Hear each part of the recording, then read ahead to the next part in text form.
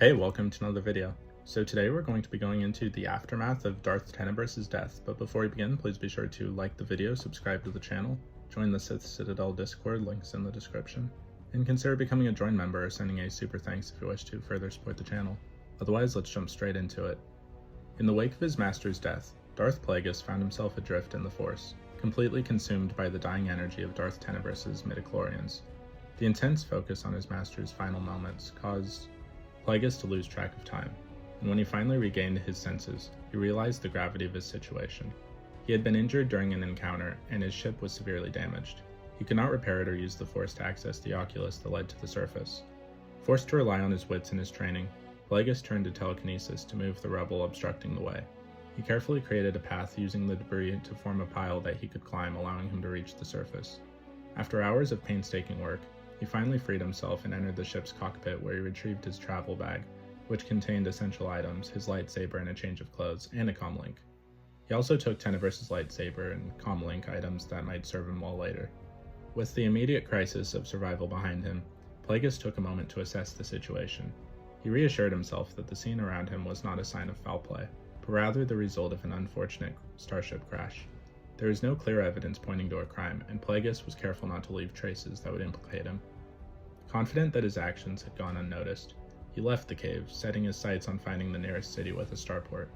Using a map he found on Tenebrous' comlink, he navigated his way to a settlement a few hundred kilometers south, carefully avoiding the planet's indigenous inhabitants. The planet's natives were not inherently hostile, but were unfamiliar and potentially dangerous to someone like Plagueis, whose presence might attract their suspicion. By the time night fell, Plagueis had reached a shallow cave where he sought shelter. Exhausted and injured, he reflected on the events that had transpired. As he tried to sleep, he couldn't shake the feeling that something was amiss. He sensed a presence nearby, a being whose power seemed near equal to his own.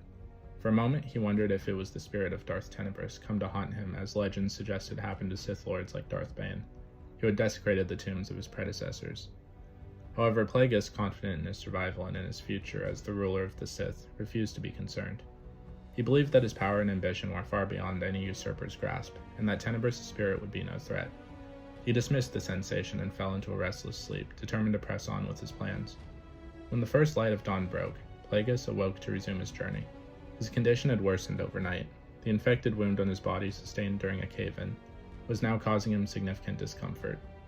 And he also was plagued by biting insects. Despite his physical discomfort, he relied on the dark side to push forward, forcing himself to run as he immersed himself in its energy to ease his suffering. His hunger gnawed at him, but he resisted the temptation to harm the people nearby. Instead, he hunted for sustenance, settling for bats and dead fish washed up on the shore. Though not ideal, the meager food helped keep his strength up as he continued to trek towards the city. Finally, after enduring the harsh environment, Plagueis arrived at the city. As he entered, he experienced a powerful vision of the future, a vision of war and turmoil for the planet Baldamek. His path forward was beginning to take shape in his mind, and he knew that his destiny would be intertwined with the oncoming conflict. Upon reaching the starport, Plagueis began to look for an appropriate ship to stow away in, eventually finding one that suited his needs. The ship was called Woebegone, and it was scheduled to depart for several planets in the Aural sector.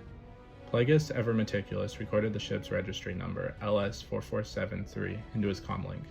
He then took advantage of the sleeping Conmay's night shift guards to sneak into the Spaceport Authority building. There, he found the Registrar's office, and with his considerable technical skill, Plagueis was able to slice into the building's control network. He accessed the ship's records and discovered that the Woebegone was captured by the Togruta woman named Ellen Law. The ship was to carry fresh sea life in refrigerated containers, with the cargo having already cleared customs. Seeing an opportunity to secure passage to Munilist, Plagueis decided to stow away on the vessel. Hiding within one of the refrigerated containers, using his moon physiology, he regulated his blood flow to survive the freezing temperatures of the cargo hold. When the crew discovered Plagueis aboard the ship, they were understandably suspicious. However, Plagueis managed to convince Captain Law that he would compensate her for the spoiled cargo and even reward the crew generously for allowing him passage. Though he refrained from revealing his true identity, the crew remained wary of him. The situation, however, soon escalated. The negotiations turned sour, and in a fit of cold rage, Plagueis killed the entire crew, sparing only the droid 11-4D. He eliminated Captain Law, the first mate Makap, the pilot Blur, navigators Semislali, and the crew members of Duzudo, Wandu, and Rosh. To his annoyance, he found that he could not sustain the midichlorians of the crew members he had slain. Their deaths offered him no benefit beyond the elimination of those who may have posed a threat to his plans. With the crew dead, Plagueis ordered 11-4D, the droid he had spared, to set a course for his next destination, following coordinates that he had carefully prepared. He then retreated to the captain's quarters, where he took a minute to rest and recover from the physical toll of his journey. The droid attended to his wounds, tending to the infected injury and providing him with food and drink, and began to plan his next move. Although Plagueis had faced setbacks, the death of his master and the subsequent chaos had not deterred him. Instead, he was more determined than ever to secure his place at the top of the Sith Order and fulfill the grand designs he had set in motion. So what did you guys think of the aftermath of Darth Tenebrous' death? Please let me know in the comments down below. If you haven't already, please be sure to like the video, subscribe to the channel, join the Sith Citadel Discord, links in the description, and consider becoming a join member or sending a super thanks if you wish to further support the channel.